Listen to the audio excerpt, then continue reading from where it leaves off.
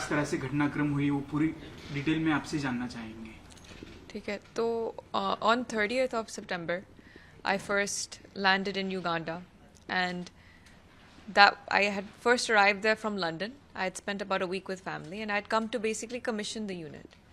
So to start up the distillation. So 1st of October was when I was meant to start up the distillation of the plant.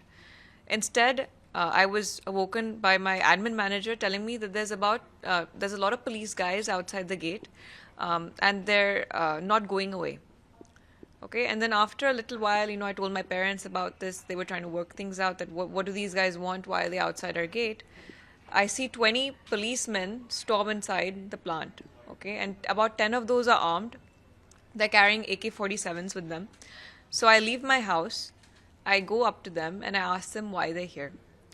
And for the first time, I'm getting an answer as to why they're here. They tell me that they're here on a yellow diffusion or a missing person's notice sent to them. And I was like, okay, what does that have to do with me? Why are you here on my site? And they tell me, we're going to do a raid. So I said, do you have a search warrant? Yeah, aapke paas search warrant hai.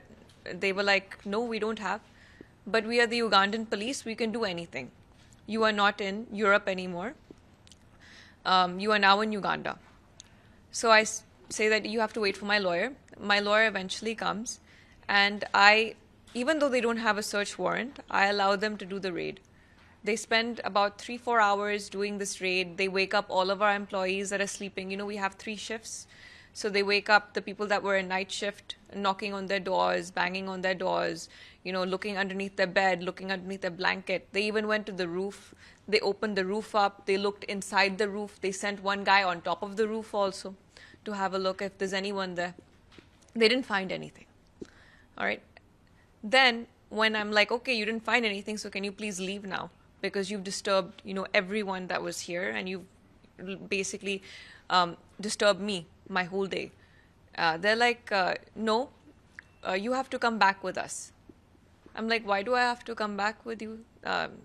Then he said, oh, our director at Interpol wants to have a meeting with you. So I say, I don't want to have a meeting with her right now. I can have one tomorrow, or I can have one, later on. I even say that my father can come down instead to meet her. You don't need me, to meet her. Then he says, no, it has to be you, and it has to be right now. So I say, I'm not going with you right now. I've not showered. I've not eaten anything. I've not used the toilet. You've been here at my factory since like 5 a.m. to now it's like 12 p.m. I'm not going anywhere with you. Then they tell me we can do this the hard way, or we can do this the easy way. So I say, what is the hard way? And they say that we can either forcefully take you. So at this point, in my mind, I'm thinking, I'm not going to go with these people. I have my parents on the phone. They're screaming at me from the phone saying, don't get in the car. There's something wrong. I don't know why these guys are acting this way. So I asked them, do you have any charges or arrest warrant? And they say, no, we don't have anything. So then I say, then I'm going back home. I'm not coming with you. I'm leaving. After which, one of the male officers, he grabs me and he throws me inside the car. And then there's another, on the other side of the car, when I'm trying to escape, there's this other guy that's standing there with an AK-47 gun, pointing it at me and telling me, don't you dare move from here. So that's how I got picked up from the site. And after that, I get taken to Interpol, where I'm told to write a statement. I tell them I don't want to write a statement, because firstly, you've just picked me up from site, you've kidnapped me, and you've taken me here on a pretext of a meeting when actually you wanted a statement. So then what ends up happening is that the director says that, no, you're going to write a statement or you're not going to be let out of here. So I write the statement in hopes that this will end. But it doesn't end. Instead, what they do is they say that now I'm a suspect in the case, and I'm going to be detained. I've not read what any of my charges are. I've not read what I'm a suspect of. They just say that you are a suspect, you're going to be detained. So for the night, then they keep me in a cell. I think you've seen the cell pictures also. I sent them to you. So they keep me there, and it's a cell that's infested with urine, feces. No human being wants to be living in something like that. So they keep me there. The next day, I'm told that my parents are working out for a police bond of mine. So we're being extorted for about 30,000 USD they're asking, and they're asking for my passport. We give them both things. We give them the 30,000 USD, we give them my passport. I don't get the police bond. Instead, I'm put back in the same cell. Okay? And now it's past, I think, 48 hours, by which it's illegal to keep me anymore. The next day, we get an unconditional court release order. Even though we show this order to the station, they still don't release me. And after that, they're in contempt of court, basically.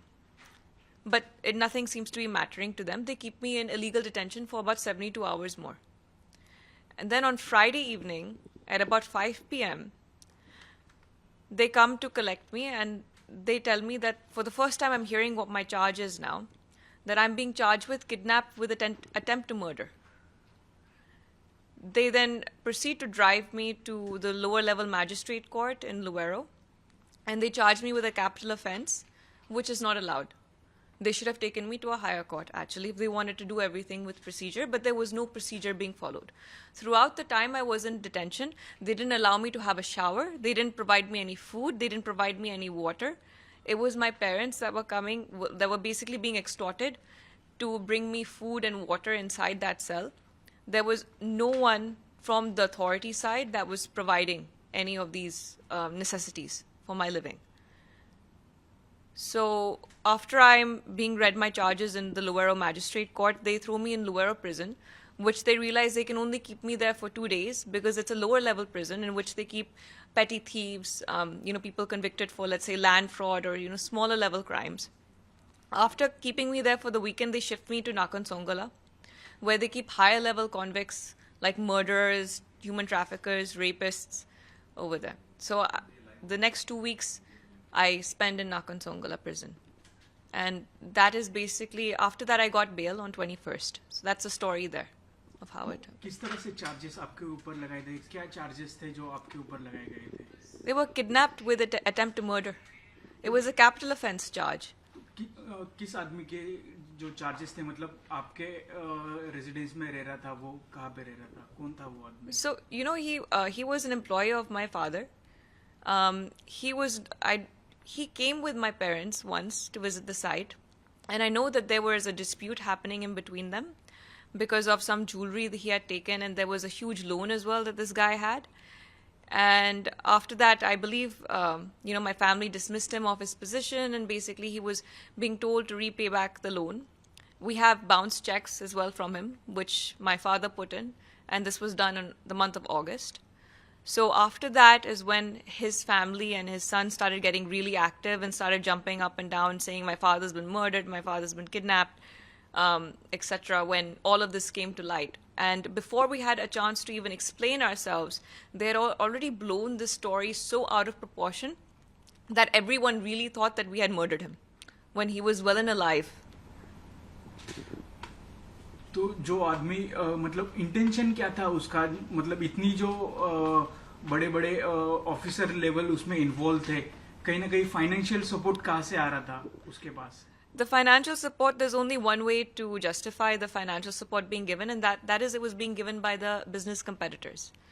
So I know for the fact that the cousin that came through, I believe it was Mukesh's brother that had come, he was actually employed directly by one of our business competitors, and he stays in Kenya, and that's how the local angle came into this whole mix, and he was able to get so many authorities involved at such a large scale. तो कहीं ना कहीं आपके पिताजी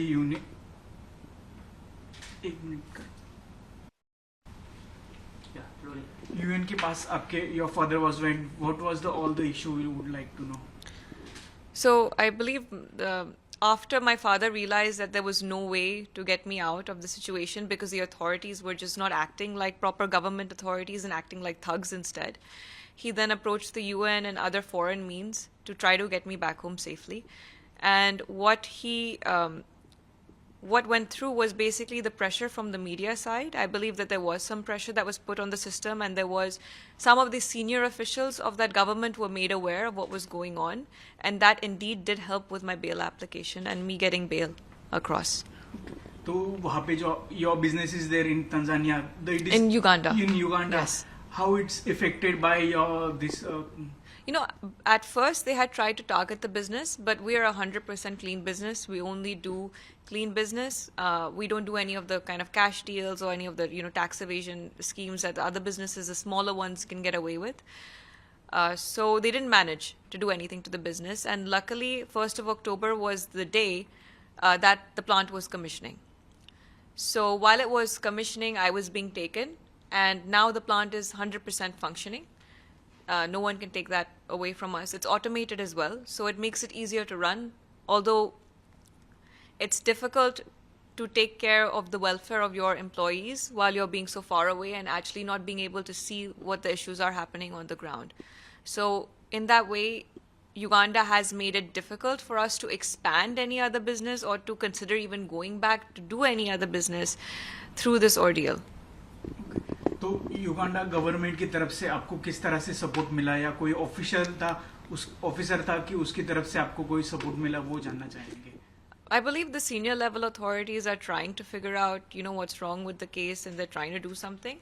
But at the same time, it's being blocked by these lower level authorities that seem to just be keeping this case on to extort money.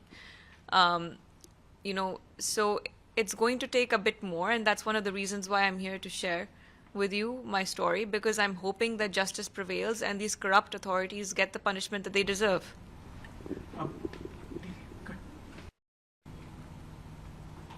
Yeah. How was your factory and employee was affected by due to this? So, actually, when all of this started and I was detained, they started picking up all of our expat employees. We have about 100 Indian employees on site and about 300, 400 locals that are working there. And they just started picking up all of our expat employees, taking them into the detention center, in which my parents would have to pay these bribes to get them out. They would be extorted, basically, to get the employees out of that situation. And they really ingrained a lot of fear in our employees, and I feel like a lot of expats feel like they're not safe there anymore because of this. I know for a fact, us as a foreign business, we don't feel safe investing anymore in that country. Although we built this project for the last 3 years, and we happily built it. We loved Uganda, and we were so thankful to have the opportunity to invest in this country. It feels like reality hit us in the worst possible way it could as to what this system is actually holding. And that is, the corruption runs in the system at least at the lower levels like a disease.